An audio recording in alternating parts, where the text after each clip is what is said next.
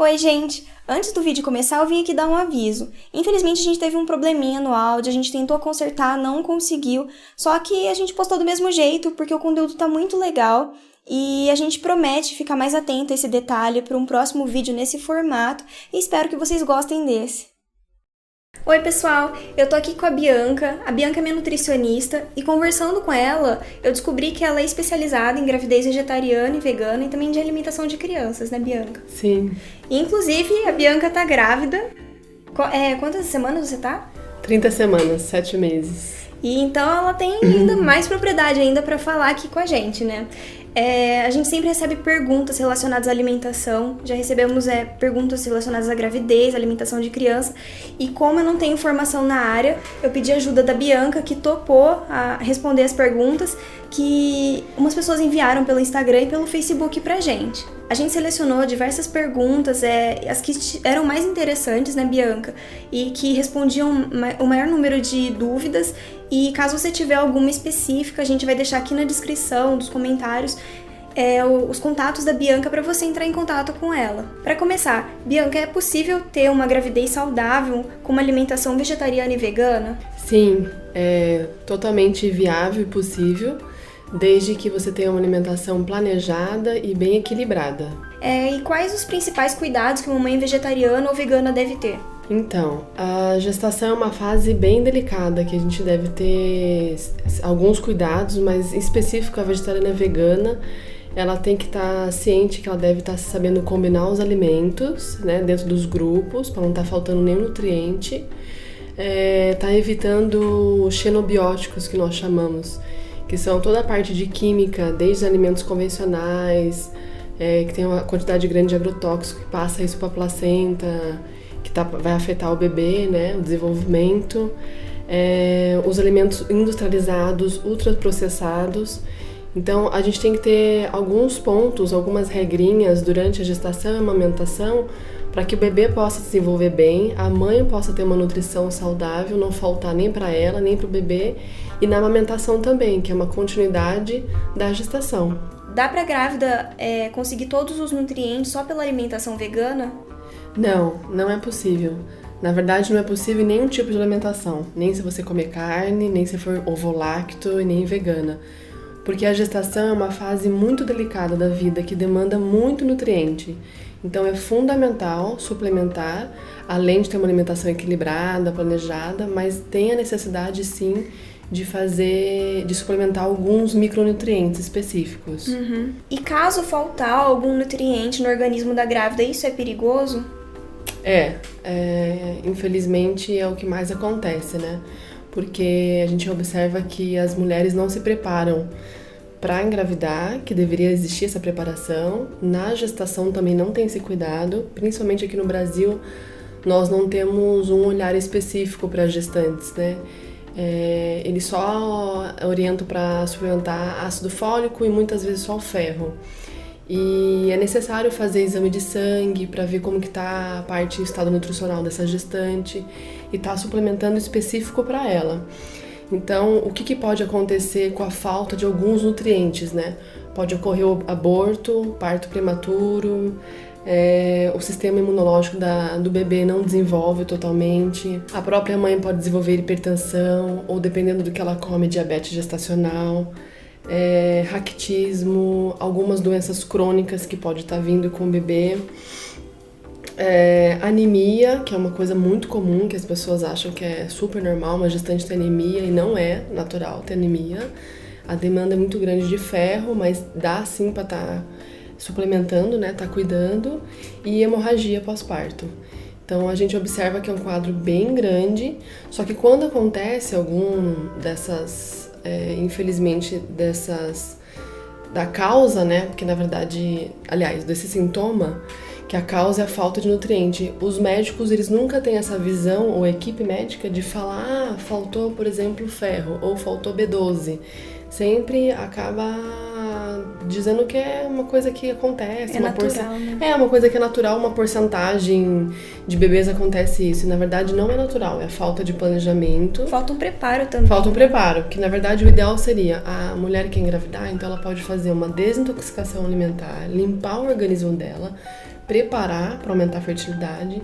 Quando engravidar, desde o princípio, ter essa consciência que a gravidez é uma fase extremamente delicada, que demanda muito nutriente e que precisa ter esses cuidados na gravidez, no pós-parto, na amamentação também. A gente recebeu diversas perguntas sobre a vitamina B12 e é uma coisa que as pessoas falam bastante. E na gravidez, é necessário suplementar? Na gravidez vegetariana e na vegana? Fundamental. Tanto uma quanto a outra. E até quem não tá, né? Até quem não tá também precisa. A vitamina B12 é uma vitamina muito importante. As pessoas têm que entender que não quer dizer que você consome, que o corpo absorve. Tem que estar com o equilíbrio muito grande do organismo, tá? O funcionamento, tanto digestão, absorção, a excreção. E a vitamina B12, ela demanda muito mais na gestação. Então a quantidade é muito alta e não tem como obter só através do alimento. Né? Mesmo a pessoa consumindo ovos, queijos, leites, laticínios, né? Que a B12 a gente só acha em origem animal, né? Uma fonte segura. Então é necessário sim e tem que estar suplementando desde o início e mantendo os níveis bem altos para também poder fazer uma reserva para o bebê da vitamina B12. Eu fiz o exame e eu descobri que a minha B12 estava baixíssima, né, Bianca? Então eu já comecei com a suplementação. Então é muito importante, mais ainda, se a pessoa estiver grávida, né? Sim, mais ainda. Porque senão ela vai estar... O que vai acontecer? Ela não tem reserva, ela não tem estoque, ela não vai conseguir passar para esse bebê. O desenvolvimento não vai ser natural, saudável. E a B12 está ligada muito à parte neurológica, ela tem várias funções. Né? Então, assim, não dá para brincar com a falta da B12, ela pode levar desde uma anemia, uma depressão. Alguns estudos mostraram que depressão pós-parto está relacionada a mulheres que têm baixo índice de B12. Que é uma coisa que a gente acha que é comum mulher ter depressão pós-parto, mas é falta de nutriente. Entendi. E, por exemplo, tem algum caso que não precisa repor B12, a pessoa normal mesmo? Na gravidez? Não, é sem ser. Olha, em 10 anos de consultório é muito raro encontrar alguém que tem um nível alto de B12 que não precisa suplementar nunca. O que eu faço é o seguinte, a gente faz um exame de 6 em 6 meses, dependendo do estado nutricional, uma vez por ano, suplementa por um período daí começa com a alimentação, né? Faz assim a alimentação bem equilibrada, balanceada e vamos ver como que o corpo responde, porque cada corpo é único, Entendi. né? Não tem como, uma coisa bem importante, se a pessoa tem uma deficiência de nutriente, por exemplo, B12, ela nunca consegue reverter através da alimentação. É como se a gente tivesse uma conta no banco e tivesse negativa e a gente todo dia coloca um pouquinho, mas esse pouquinho é usado. Então a gente nunca reverte. É sempre importante estar suplementando, né, mantendo os níveis normais, e depois a gente trata com a alimentação. E Bianca, no caso da suplementação de B12, a quantidade que eu vou tomar quando eu não tô grávida e quando eu tô grávida é diferente? Sim. De acordo com os exames, mas mesmo assim, se os exames estiverem mais ou menos normalizados, é diferente porque a demanda é maior. Entendi. Né? Todos os nutrientes, assim, que a gente avalia. Então, por exemplo, não adianta muito você pegar os suplementos que a sua amiga está tomando e tomar por conta. O ideal é você ter fazer um exame certinho para ver sua necessidade, né? Sim, senão é a mesma coisa que a gente falasse que todas as mulheres usassem roupa M. É a mesma coisa, fica um geral. E acaba que se você usar, que é o que vende nas farmácias, remédios prontos para gestante, que tem vários nomes, né? Eles acabam sendo um geral e acaba que o corpo ou ele vai jogar fora o excesso ou vai faltar e não vai estar suprindo. Entendi. Então é necessário fazer exame, ver o seu estado nutricional, ver deficiência se tem ou não e tá ajustando. É uma coisa, bem individual mesmo, na gestação e amamentação. Além da B12, quais outros suplementos que são importantes? Então, a gente tem alguns fundamentais que não pode faltar na gestação, que é o ferro, a B12, cálcio, vitamina D, ácido fólico e ômega 3. Esses são fundamentais que não tem como nenhuma gestante fugir deles, vamos dizer, né? Que são fundamentais estar suplementando. Fora esses, de acordo com o estado nutricional de cada uma, daí a gente acaba suplementando particular, individual. Entendi. E todos esses nutrientes, é possível ter só com alimentação? Não é possível. Justamente aquilo que a gente estava conversando. A demanda é muito grande, né, para o corpo da mãe e para a formação do bebê também. Então, a alimentação, ela pode ser equilibrada, planejada, super saudável. com os alimentos em relação à qualidade, é melhor possível, né? Alimentos orgânicos. Mas obter tudo que nós precisamos através da alimentação não tem como. Mesmo a gestante comendo uma quantidade grande ou qualitativamente, mas tem que fazer a suplementação na gestação e na amamentação. E quais alimentos que não podem faltar na alimentação da grávida para o desenvolvimento do bebê? É bem importante essa pergunta. A gente tem, infelizmente, um grande... Acredito que seja mito ou uma questão cultural de que a grávida tem que comer por dois, né? Que ela pode comer de tudo. Então ela acaba tendo desejos, vontades. Mas é importante ela entender que a partir de 16 semanas de gestação, tudo que ela come, que ela ingere, o bebê sente esse paladar, né? Esse odor e paladar através do líquido amniótico. E então a formação do bebê já começa desde a barriga da mãe. Esse é um ponto bem importante, ou seja, ela tem que ter consciência das escolhas dela, porque ela vai estar influenciando esse bebê futuramente na introdução alimentar. E os alimentos principais que não pode faltar numa alimentação de uma vegetariana, de uma vegana, são tudo que a natureza nos dá e o ser humano não altera. Então é bem simples. Então nós temos um cardápio muito variado, né, que são as frutas, legumes, verduras, todos os cereais integrais, as sementes oleaginosas, né, todas as castanhas, suco verde, leites vegetais. Então tudo que a natureza nos dá e não vai passar pela indústria, não vai passar por alimento processado, né, ultraprocessado, essa a base da alimentação da gestante. Ela pode seguir esse instinto dela alimentar, de seguir o que o corpo dela está pedindo. Então, algumas gestantes, por exemplo, sentem mais vontade de comer melado e ela não sabe que instintivamente tem mais ferro, né? No começo da gestação, sente muita vontade de comer frutas cítricas, que é por conta da vitamina C que precisa para o desenvolvimento inicial do bebê. Então, se essa gestante ela tiver uma boa alimentação, ela estiver bem conectada, ela vai conseguir seguir esse instinto e ouvir o corpo dela que ele vai estar precisando, sempre através de alimentos saudáveis, né? Não estamos falando daqueles desejos mirabolantes, mas sempre focando nessa alimentação saudável. E é claro que se ela tiver uma alimentação saudável, ela pode abrir, eu sempre falo, alguns momentos de prazer, né, para estar comendo coisas que ela gosta, mas não que isso tem que ser a base da alimentação, o ritmo dela diário. Uhum. É tudo ter um equilíbrio, né? Tem um equilíbrio, com certeza, porque isso vai estar afetando em todo o desenvolvimento do bebê e dela e no pós-parto também. A vegana, ela precisa comer mais gorduras boas na alimentação, e quais são elas?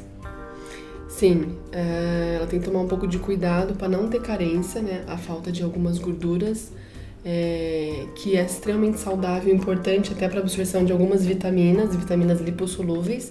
Então, como o vegano não consome ovos nem laticínios, que é uma fonte de gordura, né? Tem que estar muito atento e o consumo diário das gorduras boas, que entram o coco, o abacate, azeite, as oleaginosas, castanhas, as sementes. Então tem que fazer parte do cardápio diário da vegana, sim. E comer carne na gravidez é importante ou é um mito? É um mito, na verdade, né? Comer é fundamental, né? Eu pego muito caso de gestante em consultório que chega desesperada, que é vegetariana ou vegana, e que o médico obrigou ela a comer carne, né? É um mito. Na verdade, a única vitamina, o nutriente que tem na carne que a gente não encontra fora de origem animal é a vitamina B12, que ela já vai estar suplementando. Então, comer carne na gestação é opcional, se ela quer ou não optar por estar comendo. Mas não é algo fundamental e necessário se ela estiver cuidando através da suplementação. Tem uma leitora que, apesar de ser vegetariana e que está grávida, ela sente vontade de comer carne. Ela tem enjoo e ela não consegue comer grãos como feijão, lentilha, que são fontes de proteína. Ela está tomando vitaminas e ácido fólico, e no caso da carne, o que ela pode usar para substituir a carne e também para diminuir esses enjoos? Que é bem comum, né? Os enjoos normalmente acontecem nos 3 primeiros meses, então até 12, 14 semanas, que é uma adaptação do hormônio da gravidez. Então, para diminuir o enjoo, a grávida ela deve estar comendo de 2 em 2 horas. Quando tiver nesse pico de enjoo, não tá tomando líquido, tá comendo alimentos secos, então torrada, pão, Gengibre ajuda bastante, as frutas cítricas, limão, laranja, ameixa umeboshi, que é uma ameixa específica que ajuda também a deixar o sangue bem alcalino para passar esses enjoos. Se ela for vegana, ela tem que focar nas leguminosas. Então tá usando feijões, grão de bico, lentilha, ervilha. Às vezes ela não tolera, por exemplo, o grão de bico na preparação como o próprio grão, mas ela vai tolerar um hummus, um patê. Então ela tem que estar focando bastante nisso. Ela ir testando versões. Testando versões diferentes, porque nessa fase a grande maioria das pessoas acha que é uma frescura da gestante da grávida, né? Mas é super comum ela não tolerar um alimento que antes ela comia e gostava muito. Então ela pode estar mudando, variando, né? Por exemplo, ela enjoa com beterraba crua, mas se ela comer cozida... E também tem a quinoa e o tofu, que também são fontes de proteína que ela pode usar no lugar das leguminosas, assim, né? Sim, se ela não tolerar as leguminosas de nenhuma forma, nenhuma preparação, o tofu é uma grande fonte, sempre de preferência estar utilizando tofu orgânico, né? Por conta da soja transgênica no Brasil. A quinoa também, que é um alimento considerado o 5º melhor alimento do mundo, a quinoa tá. E tá utilizando bastante sementes, então ela pode fazer um mix de sementes de linhaça, gergelim, girassol e as castanhas também, ou as castanhas puras mesmo, ou através dos leites vegetais, que pode ser que ela se adapte um pouco melhor. E caso você quiser ver alguns leites vegetais, a gente ensinou aqui no canal e eu deixei o link da playlist também aqui na descrição.